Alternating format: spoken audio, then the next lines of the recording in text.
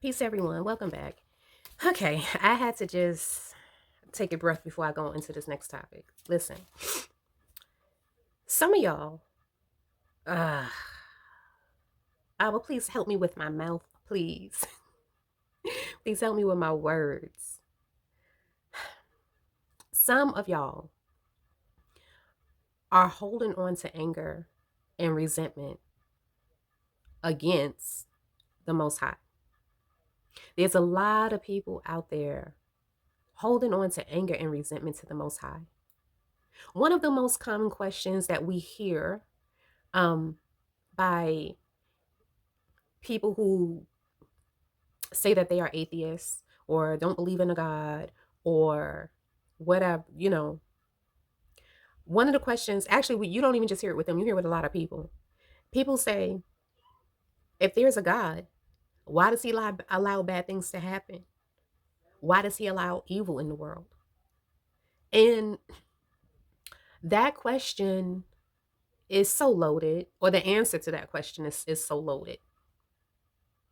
Why does he allow bad things to happen? Well, he's given all of us free will. And so we're choosing for things to happen. We're choosing to do things. We're choosing to participate in things. Sometimes you have people who are angry with the Most High, don't want to believe in him, blaspheming him, talking real crazy and reckless about the Most High, having no fear of the Most High, no fear nor respect for the Most High, because they have experienced something that they feel like the Most High should have intervened on in. They feel like the Most High should have stopped something. The Most High should not have allowed certain things to happen. A lot of times, we are bringing things upon ourselves. A lot of times. And yet, we look at the Most High like it's his fault, like he's to blame, and just having this anger because he didn't do something. Now, there are situations where a person, okay, hold on, I have to shift my position. There are certain times where, much better, hallelujah. There are certain times when, um, oh, darn it. Oh, there are innocent people where there are truly innocent people. They didn't do anything to deserve what they experienced, what happened to them, or they didn't do anything to play a role in. Like it had nothing to do with them. Nonetheless, sometimes it's our loved ones who are doing things that bring about certain judgments. Sometimes it's not even that. Like there can be judgments where either we ourselves are doing things and bringing upon judgment upon ourselves. Other times it could be, like I said, loved ones, parents, elders, people closest to us. Sometimes they are doing things that open up doors of affliction. And that's the thing about sin. Sin does not just affect the person who is sinning. Oftentimes, people who are closest to that person also experience repercussion or some type of consequence behind the sin. Like sometimes it may not be that, oh, because your parents did this, well, your parents are going to pay and you're going to pay and I'm punishing you. Sometimes it can be that. Other times it's not that. It's natural and logical consequences. Especially in a situation where it's parent and child. The child is relying upon the parent. So things that affect the parent are going to affect the child, the children, period. That's it's just natural and logical. Same thing in relationships, romantic relationships, in marriages. In marriages specifically, the two become one flesh. What affects the husband is going to affect the wife. What affects the wife is going to affect the husband. So we can be taking a look at sin in our lives. The sins that we are actually engaging in, the sins and transgressions of the Most High's righteousness that He left for us. How are our actions or causing or contributing to us being afflicted. How are the actions, how are we being affected by those closest to us? What's going on in their lives? What are we tolerating? Sometimes it's not even about us sinning. Sometimes we can be condoning other people in their sins. Like you have this homegirl or this homeboy, you have this friend that you know they constantly stepping out on their wife, but you are being the alibi for them, covering up, lying for your friend, knowing that they are doing this thing. You don't think you're gonna be affected by that? Your cousin, your brother, your mother, your father, whoever, somebody's stealing from the neighborhood or robbing banks, robbing dealers, whoever, they stealing from people, shoplifting. Yeah, but they can come and unload their stuff at your place and you letting them. Even though you're not doing it, you don't think you're gonna be affected about that? And trust, there are plenty of scriptures about this. I just can't think of them off the top of my head, right? Actually, I know one. Is it Proverb? Hold on, I'm gonna find one, at least one.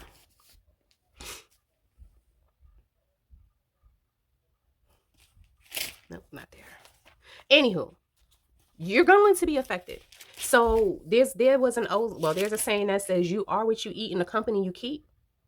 I don't know how many people hear that saying, but there is that saying. Yeah, you need to be careful about the company that you're keeping. We have to. We can't just allow any old type of stuff around us. Cause you can be affected by it, even though you're not actually doing it, even though you're not actually participating in it. When the judgment comes down, it's kind of like whoever's in the area. And then people want to be upset with the Most High. There are so many people who, they will call themselves Christians or believers, but a lot of people don't read the Bible. A lot of people do not read the Bible outside of Psalms or outside of church or outside of the New Testament. And there's a lot of wisdom in all of the books of the Bible. But if, as believers of the Messiah, of the Mashiach, who people also refer to as Christ, as followers of the Messiah, of the righteous one, the holy one of Elohim, the God of Yasharal, Israel, we need to be reading our Bibles. Everybody that would say that they are part of the body of Mashiach, of Christ, of the Messiah, we have to read the word for ourselves. We have to read it for ourselves and have some type of understanding for ourselves. The scriptures tell us, the one who seeks finds. So it's not always easy to just read.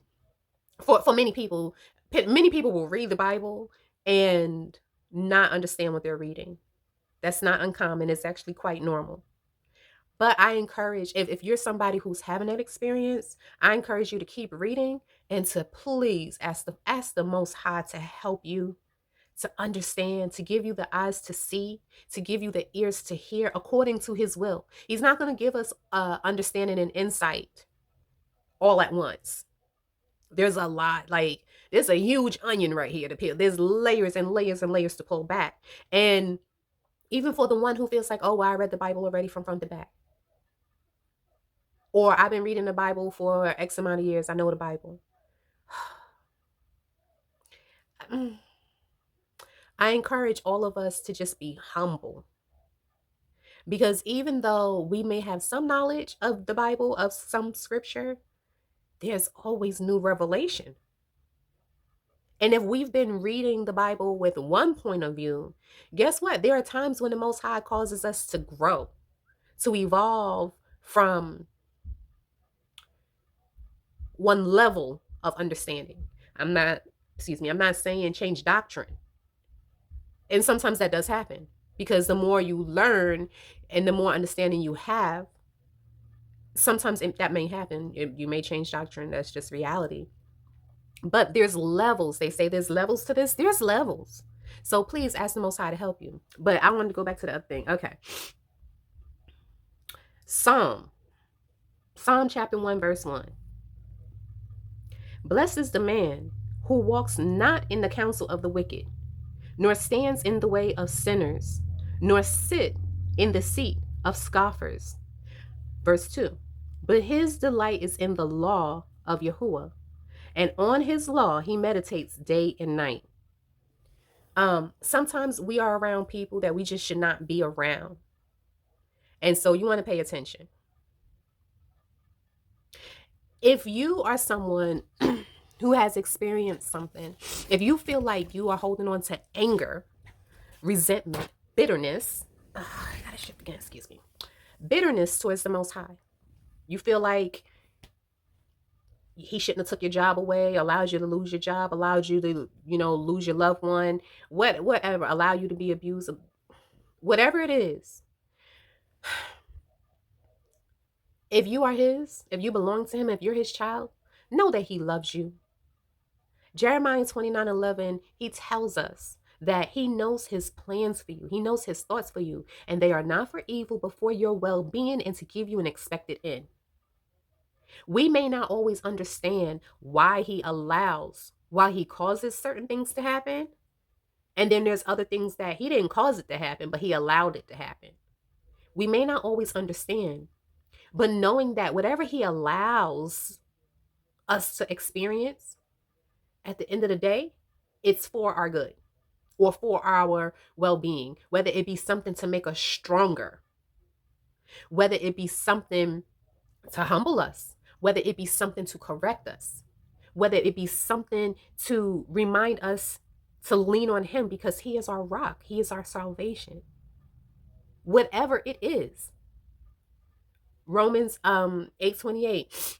And we know that all things work together for good for those who love him according to their purpose. For him. So he may have allowed us to experience something very difficult, very uncomfortable.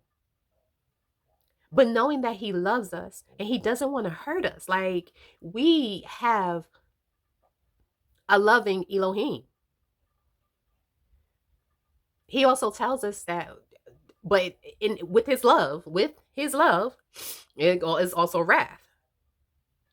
And we know that with his love is also his discipline and his correction. So I'm just going to encourage, if you had an experience where you felt like you were let down or disappointed by the Most High, whatever it is, and I'm encouraging you, number one, to be honest with yourself about how you feel about the Most High. Like, think about it. Think about it. And be honest with yourself. And I encourage you to allow yourself to be vulnerable with the Most High. Talk to him about it. Respectfully, of course. Respectfully, like if you have children, whether you have children or not, if you did something to someone, or if there was some type of offense, some type of misunderstanding, you would want somebody to come to you and be honest about how they feel.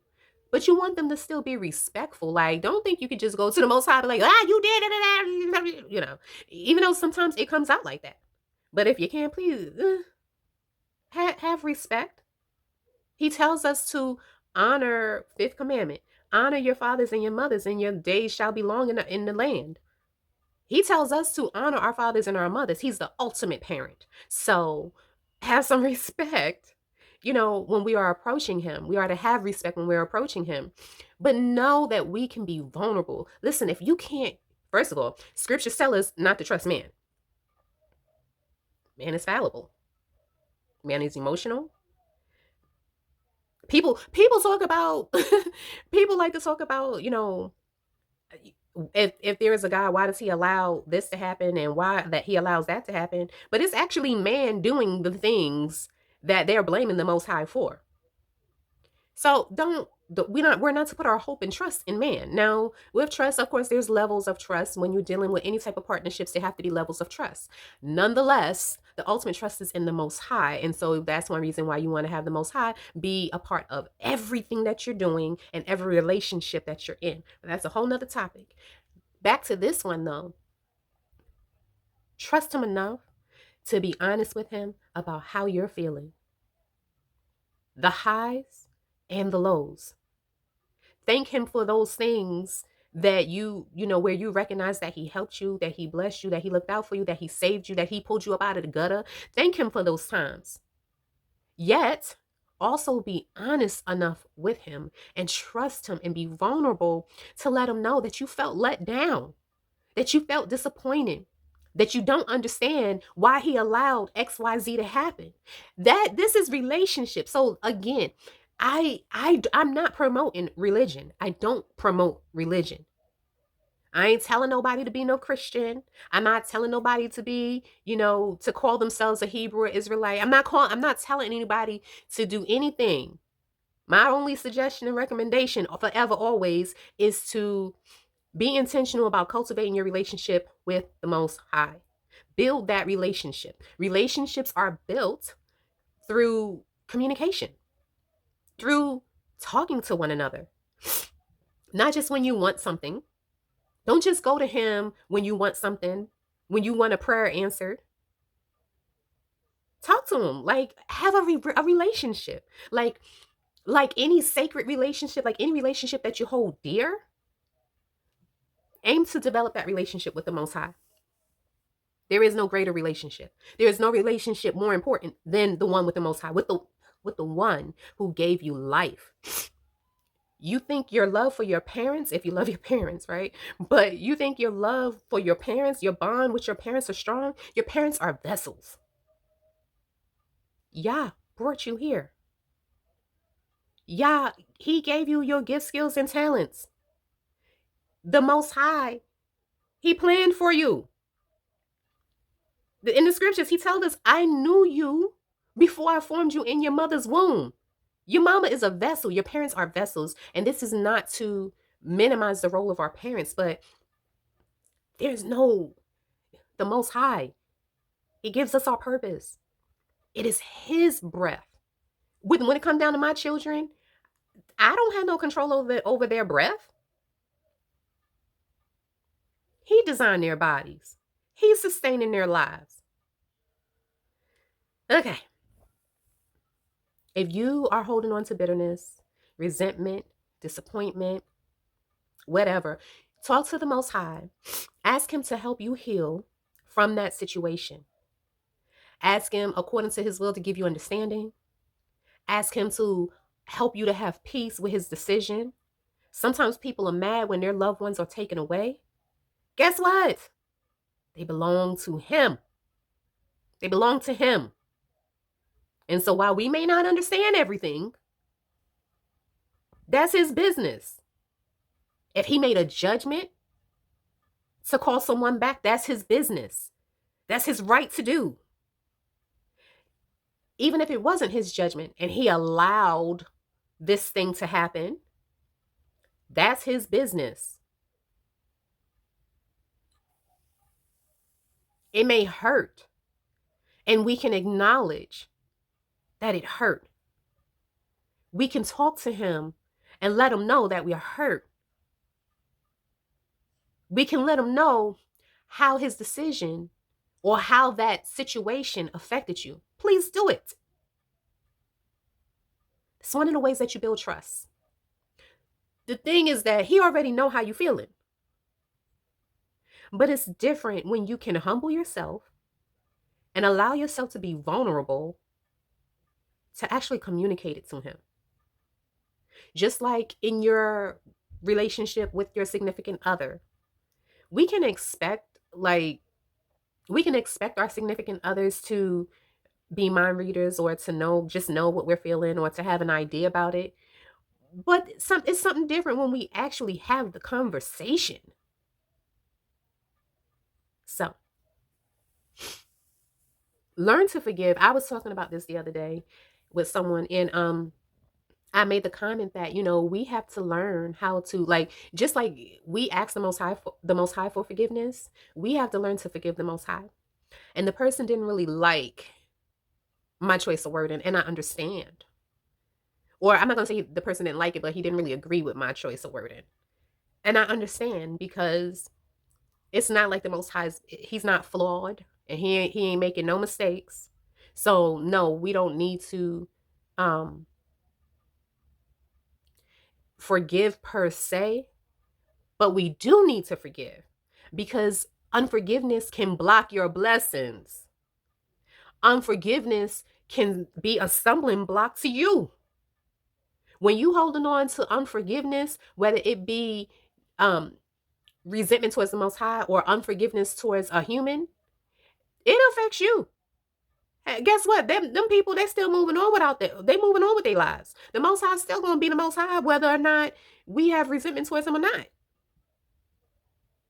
We have to learn how to let go of unforgiveness. So yes, we have to seek forgiveness for those things that we need to seek forgiveness on, but we have to also release and let go of unforgiveness, bitterness, resentment.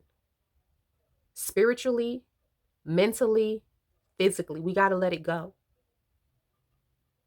So, I wanted to share that message as well. And I don't know, like, I just encourage everybody to talk to your Father in heaven, talk to the Most High, regardless of where you are spiritually, regardless of whether or not you feel like, people say, sold out or fully committed. If you feel like, even if you feel like you're kind of like straddling the fence, you're still not sure. I encourage you to invite the Most High with you on your spiritual journey, and with purity. Like, either you're seeking truth or you're not. But ask him to accompany you. Ask him to help you on this journey.